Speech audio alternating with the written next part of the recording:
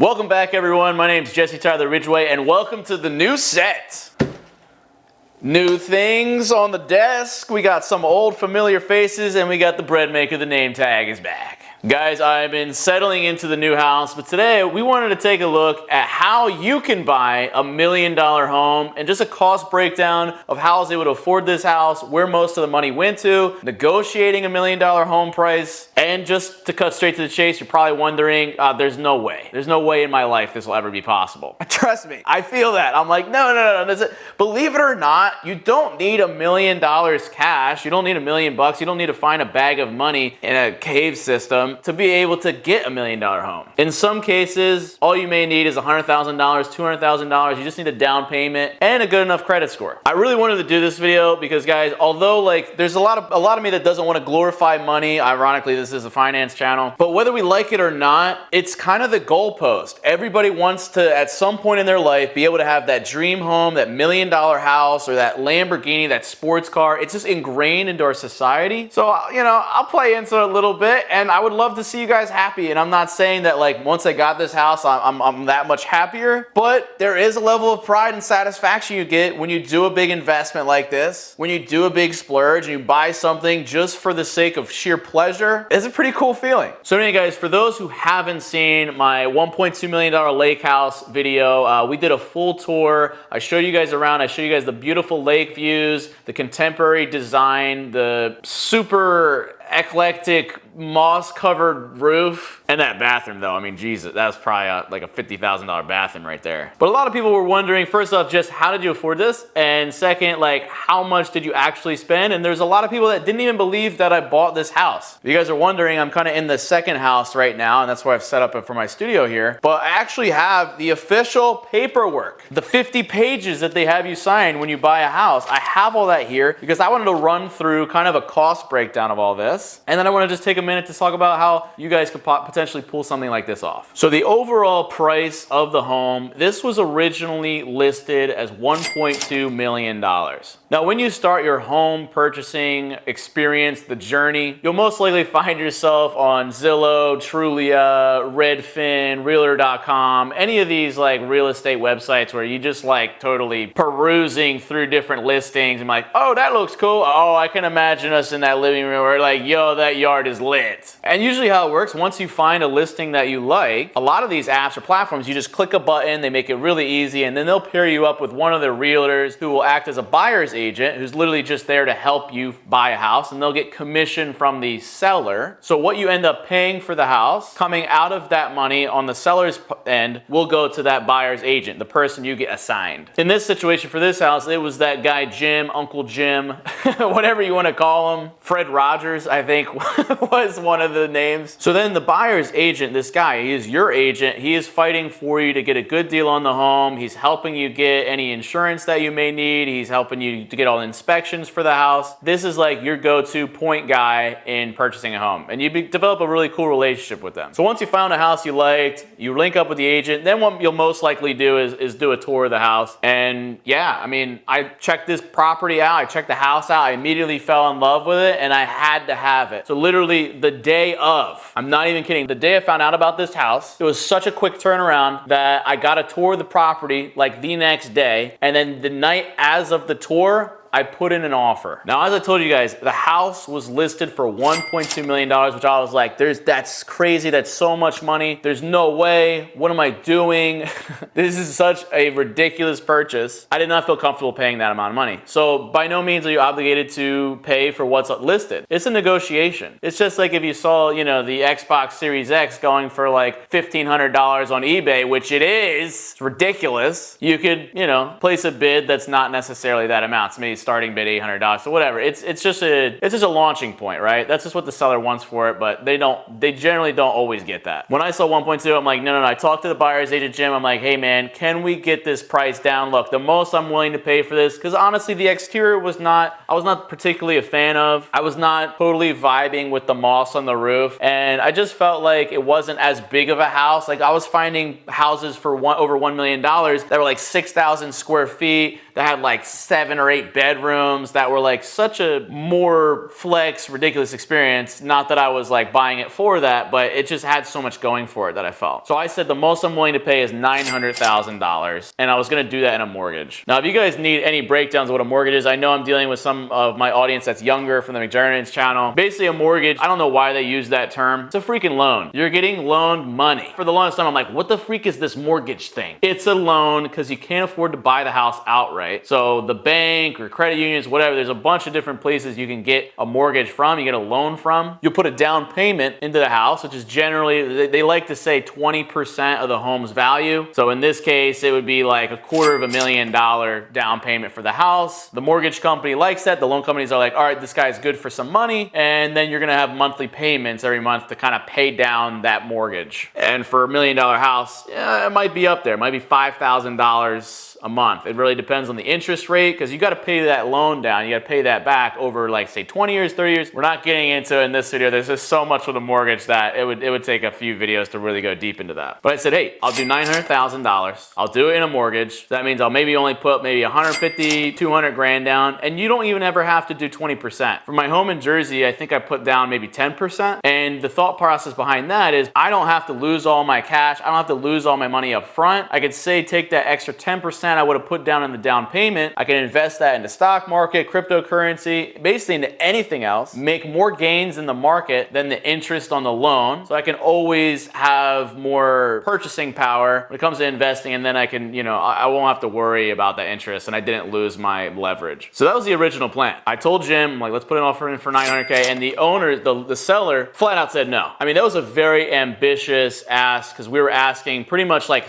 30% off of the listing price, which general rule of thumb is you don't want to ask for less than 25%, or else it just becomes plain out insulting and offensive. I don't really give a freak. I don't care if I offend you. That's how much I'm willing to pay for it. That's part of the negotiation. The other unfortunate thing was when I when I said I'll pay $900K, what happens is when I put an offer in, I have to fill out what's known as a buyer's financial report. This is basically saying all the assets, all the money that I own. I put in that I had all these investments, all these like say Bitcoin and stuff. Next thing you know, I hear back from the seller who says, nope, I want $1.2 million and I want most of it, or I want a section of it in Bitcoin. I was like, what? Yo, this dude's trying to do me like this. I'm like, yo, you ain't, whoa. You can get some hot glue for that. It's coming. You need glue to start a fire. Are you trying to take my Bitcoin, bro? No. So then I got offended, but I'm like, dude, it's pretty corny that you have to do this buyer's financial report, because then the sellers can see either how much money you have or how little money you have, and then it kind of factors into the deal making. They saw I had this crypto and they saw some other stuff, and they're like, oh yeah. No. You're not skipping down the price. They're like, we're gonna jam you up. And I'm like, but you can't. You generally shouldn't be lying on that buyer's financial. So then I'm like, no, I ain't playing that game. I ain't doing it. Jim was like, yo, look. He's like, I don't know how you're gonna feel about this, but let's bring the price up. I'm like, I really love the house. I really fell in love with the property, the lake and everything. And I'm like, all right, you know what? I'll come up a little bit. Let's go up to $1 million even. I wanted to keep the mortgage because I didn't want to lose all my money. I had this big bag of money. This is like all I freaking got. Is a little bit more than I thought. So I was like, $1 million. I was like, it's only a couple $100 grand, which is still a lot, but at least it's not a mil, whatever. Like I got the mortgage. Nope. Jim's like, dude, I would suggest doing cash. I'm like, cash? I'm like, are you crazy? Look, it's actually not too hard to get a mortgage right now because the interest rates are super low.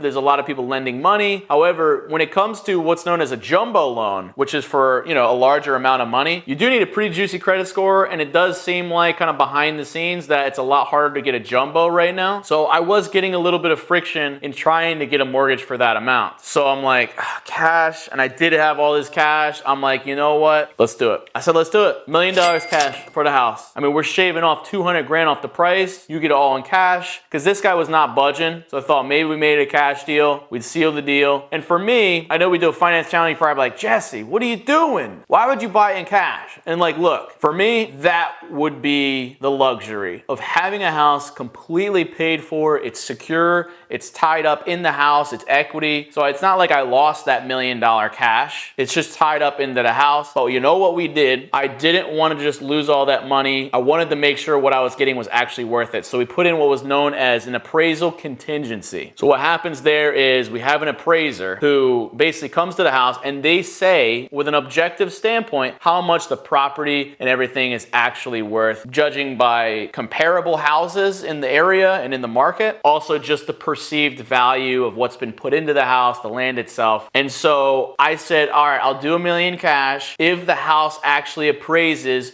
for $1 million. And I said, that's my final offer. We put a deadline on it too. We need to know by end of day tomorrow. We're waiting to hear back. They said no. They said, we can't do it. We can't part with it. It's just not gonna happen. They even waited past the deadline. We gave them a little bit of benefit of the doubt. We're like, yo, just let us know. And then they came back and they said, no, they can't. They said they're taking a loss on this house because they put so much money invested in renovations and stuff. So then what ended up happening was they countered for 1.15. They only shaved 50 grand off. And I'm like, dude, this is ridiculous. So I was like, you know what, bro, 1.1, I'm walking. 1.1, I'm walking. We did the deal, but contingent upon that appraisal. So then what happened was, once you've agreed on an offer, which we had it for 1.1, originally listed for 1.2, so I already shaved 100 grand off. That's a pretty good deal. But it doesn't matter if the house isn't even worth that much. If the house is actually worth 900 grand, I just lost $200,000. So that's why that appraisal contingency was crucial. So we found this third party, this appraiser, who's used to looking at high-end properties. She comes out to the house, looks at everything, spits out a report. Meanwhile, simultaneously, we have inspections going on. We gotta check out the septic, make sure the pooper's flowing, make sure there's no cracks in the septic tank, make sure the bed is still active, it still works. At my Jersey home, the septic bed went to crack, literally. Cost like $20,000, $30,000. Fortunately, the previous owners paid for that, but that came up in the inspection. Make sure the water is good. You don't want to be like drinking copper or like metals. Just a general home inspection. You actually get an inspector that comes out who checks damages and whatever. We actually found some rot in some of the roof. We found some little cracks, some edges, a lot of things that kind of needed to be changed around, kind of worth like $10,000, $20,000 worth. So when we did some inspections, found some issues, say like with the rot roof, we were able to take some more money off the price. So now it's down to $1,750,000, and the appraiser came back and said the house is actually worth $1.1 million. It actually was like 1.1 and like $1,000. So technically, I guess you'd say I made $1,000 already by getting this property. And knowing that they took money off for the roof and everything, there was some money back as well. So I was pretty pumped. That's a big win. The house is actually worth 1.1. I'm paying 1.1 for it, or a little bit less. Everything's generally checked out. So once you go through all the inspection stages, then you're pretty much ready to close. And the only thing beyond that is make sure you got your mortgage ready. In my case, I was paying cash. I just make sure I had my cash ready so I could give it to the sellers. If you're working with a buyer's agent, or you're working probably generally, it's a larger real estate company or realtor company, they're gonna facilitate everything for you. It's a really well-designed process in a lot of ways. It makes it easier for the buyer, so you're just basically like going with the flow of everything, and they'll do it all for you. So this is the settlement statement. This breaks down kind of the sale of the property. Yeah, I think I'm gonna show some of this, guys. I think it's super fascinating. But as you can see here, they're 1.1, the sale of the property. Now, you do have to put a deposit to show that you're serious, especially with a high-end house like this. A lot of people waste realtors' time. They'll just come, they want to tour the house, or they want to, they're just messing around. So they ask for a deposit. I had to put $50,000 deposit down just to show how serious I was about the house. And if I didn't buy the house, I could get that back. Here's a breakdown of city, town taxes, county taxes, school taxes. And that's that breakdown of like property tax. And you can see it's going from November to January for some, and then November to July for some of that, to where like my total taxes here for this 10-acre property is going to be around $8,000, which is an incredible deal. I did a previous breakdown looking at the property tax and everything. But a lot of that's because there's 10 acres here and it falls under kind of like a nature preserve. So I'm able to get a tax break for that. Then you got some like smaller fees to Wykert, was the real estate company that kind of helped with this deal. That's who Jim was through. Then here you can start to see the commissions for the realtors on either end, the buyer's agent and the seller's agent. And you'll see also big charge here for what's known as title insurance. Title insurance, see $6,000 almost there. Basically, that's just covering if you have a stake. When you get a deed to the house, house or the title to the house, that means you own this. This is yours. And if you got title insurance, basically it's just like really make sure if anybody wanted to stake a claim and say, no, no, no, this is their house, or say the previous owners were like, no, no, no, this is ours. This is verifiable proof. This is mine, and I have insurance to cover that. So if anyone tries to dispute that this is not my property, you'll lose. I'm insured. I'm covered. And that's pretty standard.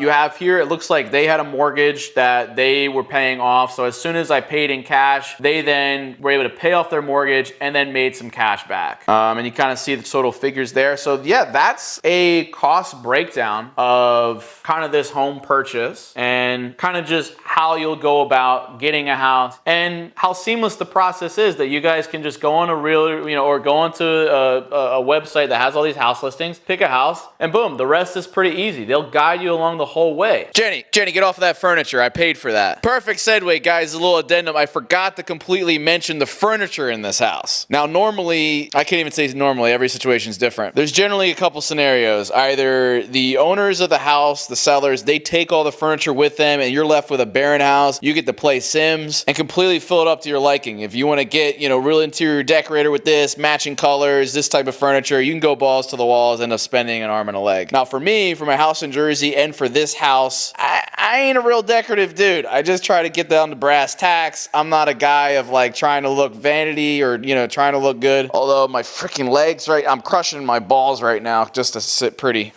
But when I toured this house, I fell in love with the furniture. So this is never included in the real estate deal. You're generally going to have to broker the deal for the furniture separately. If you have a lawyer, that really helps. I had one commission just for this bill of sale, so I could kind of structure a deal around the furniture. Or you could just go on a handshake kind of basis. That's actually what I did in Jersey. When I bought my house in Jersey, the owners there were moving out so quickly that I was able to get all the furniture in that house for only a few $1,000s. And we just talked about it verbally. They left everything and they fled the house. They fled the country to Switzerland. For this house, as you can already see, I'm getting jammed up for so much money. And look, I don't know what I'm doing. I don't know if I can shop and find the right furniture, the right aesthetic, the right look. I didn't want to have to go through all this hassle of filling up this house because there's so much space. And I value my time so much and the ability to get videos out to you guys. So I said, I want this turnkey. I want the furniture included. We negotiated for the furniture. They wanted $100,000 for the furniture, which would bring the price right back up to $1.2 million. So I was like, no, we can't do that. And I'm like, there's no way all this furniture is worth $100,000. Whew, boy, was I wrong. I told him, look, the most I'm willing to pay is $75,000 cash. So I paid that separately. We agreed on that deal. They took a few things, like there were some pieces of artwork around here that were pretty priceless. They took some personal items and some silverware, some pots and pans. So I went on Amazon, filled that up. But just to get an idea, I kind of tried to do a cost breakdown of all the different furniture items I got and just make sure that $75,000 was a fair price. At first, I thought that was very overpriced, but they got a lot of items from RH.com, super high-end stuff that they charge thousands of dollars per piece of furniture. There's a chair in that bedroom that is super comfortable. It's literally worth $2,000. There's like 5 mattresses, each mattress being worth a few grand. So there's $15,000, almost $20,000 right there. You got this couch. You had all this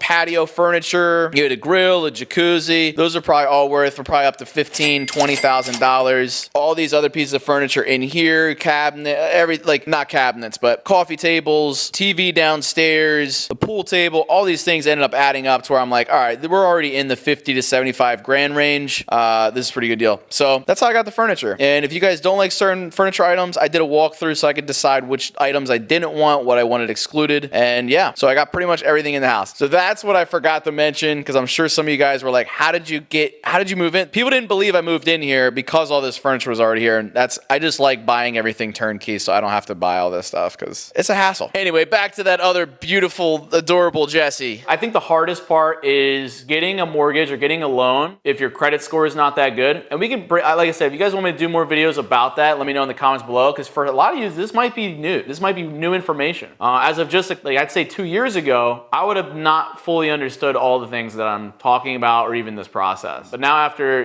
buying the second home here, I get it. I never went to school for any of this stuff. It's all just kind of learned through experience. So hopefully, you guys are learning something from this. But you're probably watching like, all right, Jesse, like, cool. I don't know what to do with this information. Well, I want you to understand that my house in Jersey, which is 6 acres, 6 bedrooms, it's like over 6,000 square foot, costs $360,000, which is like, holy crap, it's a lot. But now remember, you only need to put, say, 10, 20% down. You can get away with 10% down. In some ways, it's not as like ritzy or whatever, but that's like a freaking mansion. I mean, the space in that thing and what you can do with it is insane. And you only need to put 10% down. So imagine you're working minimum wage or, say a little more. In just a few years' time, you're actually saving money and not just spending it and splurging. You could save 30 grand in what, 3 to 5 years? It's very doable. And then with that money, you can put your 10% down payment on a house, get a mortgage for the rest, and suddenly you just have your dream home. You got a mansion, you got 6 bedrooms. You could rent out some of the other rooms. You could, start building on it. You could like renovate some stuff. You could flip the house. There's so much you can do. And it's just a matter of saving money and investing right. Where, a lot of you guys are probably thinking like, oh, I'm so many years away from getting a house. It doesn't have to be that way. You start saving now and you could get a mansion-sized home for only putting $36,000 down. It's insane. Even to think you could get $1 million home. Now, here's what's even crazier. For those that want $1 million home, you don't need $1 million.